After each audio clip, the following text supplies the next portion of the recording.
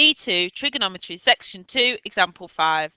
So here again we're thinking about ka, toa.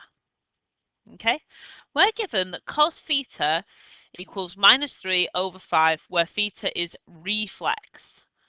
So if you remember that we have three sorts of angles: acute, obtuse, and reflex. So theta is reflex. And then we're asked to find the value of sine theta and tan theta.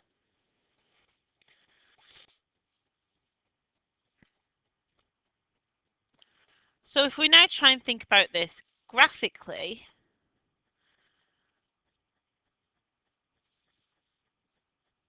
then we have to think about where this line would be. So it's a reflex line, which means that it's more than 180 degrees, which means it's either in this section or this section, but we end up with -3/5 when we have the adjacent over the hypotenuse. So that means that one of them must be negative, so it can't be in this quadrant because everything's positive here, so it must be in this quadrant here.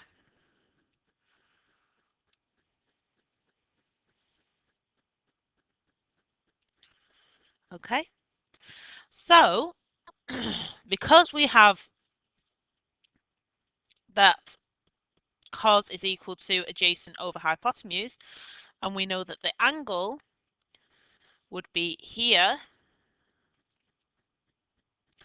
that means that this side here must be -3, and this must have a length of 5. So in order to find the height of it, we would do 5 squared minus -3 squared, so that's 25, minus 9, which gives us 16. The square root of 16 is 4, so this must have a height of 4.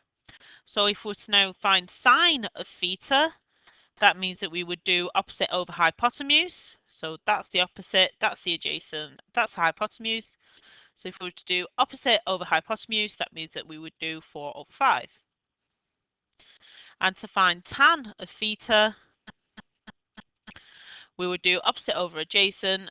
So that would be 4/-3, or -3/4.